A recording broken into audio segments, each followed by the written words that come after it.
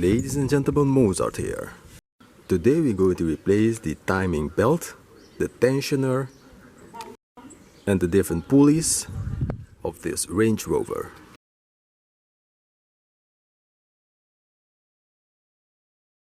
So let's begin. These are the basic tools that we are going to need. The torque bits, a light, a magnet, a lubricating or penetrating oil, the alignment tools, which are very necessary, they are very important to have, other basic tools, bits and wrenches, and of course your safety goggles. Since we are going to remove some of the coolant, this is needed so to capture it. Let's begin. First, let's start with the removal of this intake duct. This is a 7mm.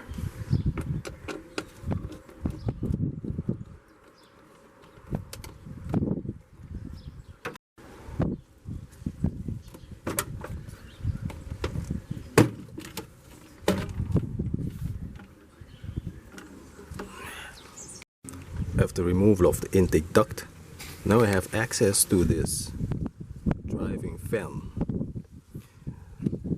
As you can see here, this is the big screw for the removal of this fan. First, let's start with some lubricating oil or penetrating oil.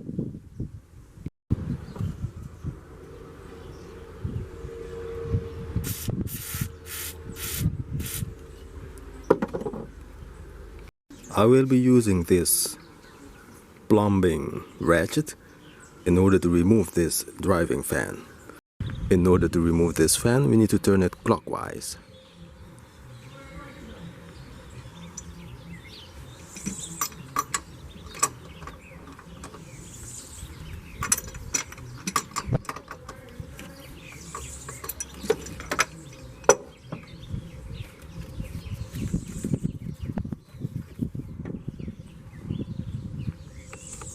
In order to remove this connector, just press here and pull.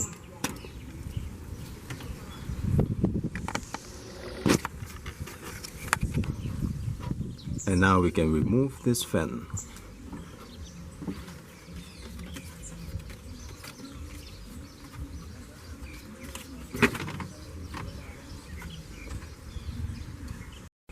The next step will be to remove this intake box. For this we will be needing a flat screwdriver and a 7mm bit. The flat screwdriver is for the removal of this clip.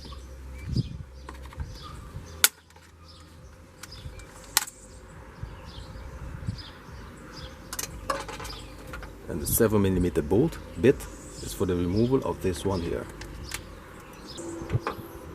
Now we can remove this duct.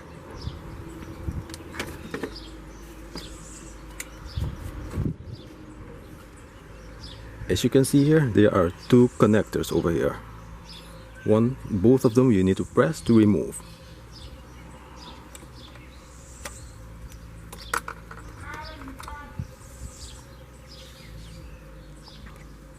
For this next step, all these hoses here, the coolant hoses, will be removed. First, let's disconnect this one. You need to press it down and pull.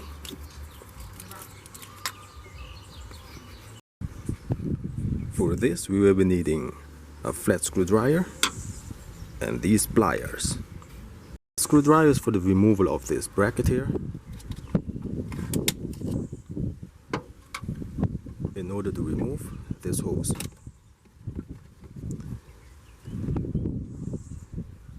Make sure you do not lose this O-ring over here. As you can see, this one is damaged, so when we reinstall it, we will be replacing this one. Use this box here and slide it underneath the car for eventually some coolant leakage. First, we will be removing these two clips one here and the other one over here, and the third one over here. We will be using this plier here.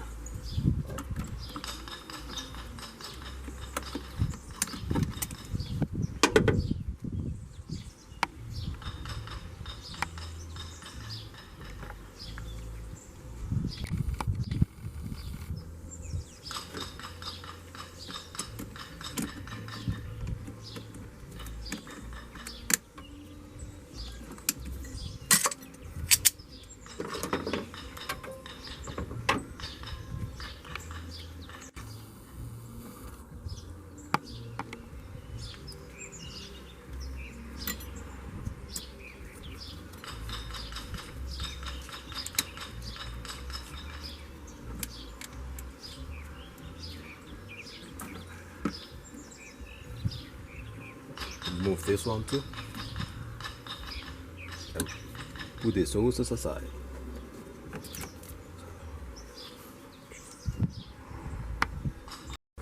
And the last hose, or the last clip,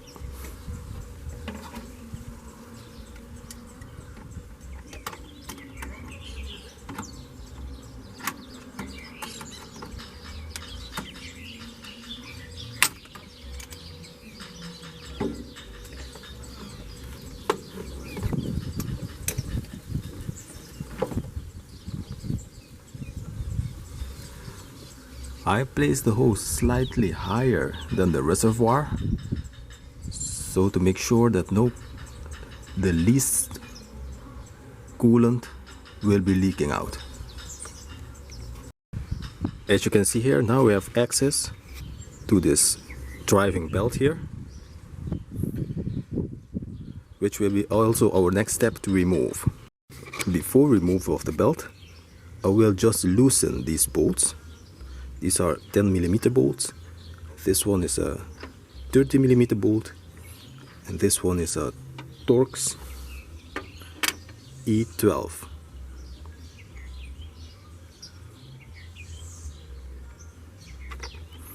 The reason I do this is just to make the job easier.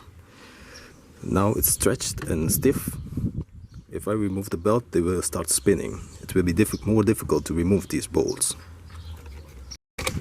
If it's still spinning, you can use a screwdriver, place it in one of the holes here, and loosen the screws.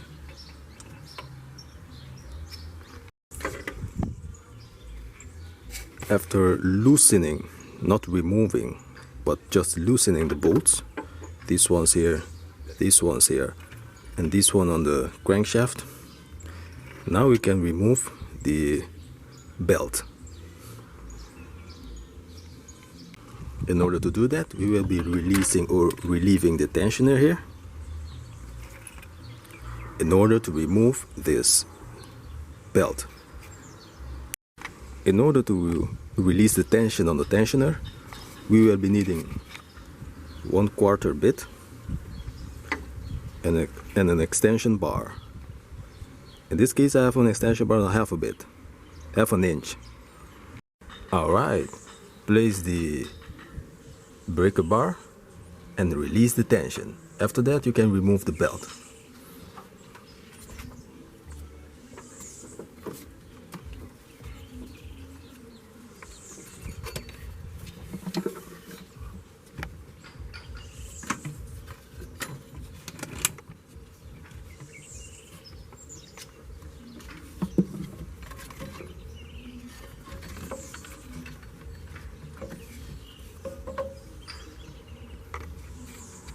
Before removal of the belt, it is important to make a picture, or if you have a drawing, it's even better, of the position of the belt. After the belt has been removed, now we can remove all these pulleys here. This one for the fan, this one for the water pump, and this one here for the harmonic balancer. After removing that, we can remove this cover here in order to reach the timing belt. Let's proceed. Since the bolt has already been loosened, It's more easier now to continue our working process.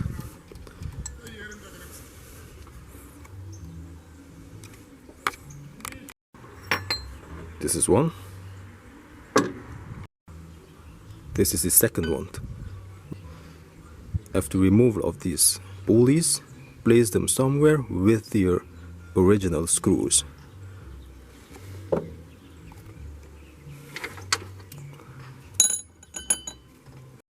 And now this is the removal of the harmonic balancer.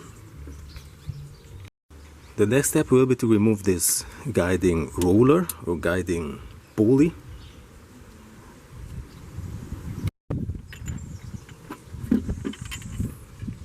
Okay.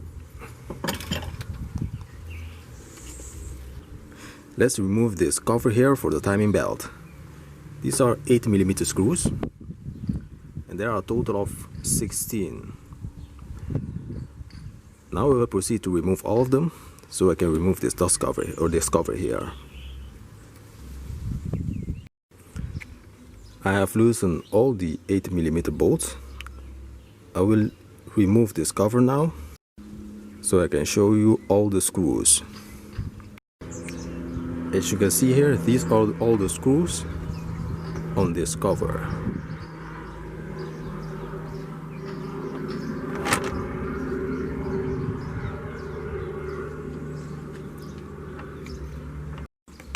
Now you can see the timing belt, the tensioner, and the pulleys that we are going to replace. It's fairly straightforward, but in this case you need to take into consideration that first we need to time the engine by using this timing kit. These two pins here are for the camshaft over here, and since this one is an automatic transmission, we're going to use this one. For the manual transmission, you're going to use this one. This is for the installation or the timing in the flywheel. In this case, it is necessary to remove the starter motor, so I can screw, so this timing can be screwed. So let's proceed and time this engine. In order to turn the engine, I will be using this 21 bit and of course a breaker bar. We turn it in this case so that this hole will align with the hole on the head. Remember, this engine must be turned clockwise. In this case, that direction. As you can see here, the pins goes all the way in on both sides for the camshafts. On the left side, the driver side, and the passenger side.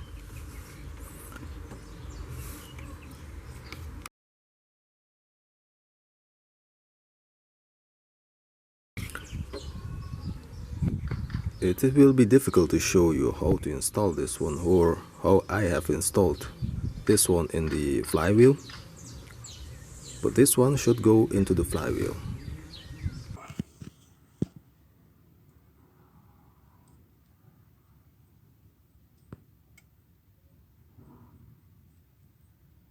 After installing this one, you are sure that the engine is timed.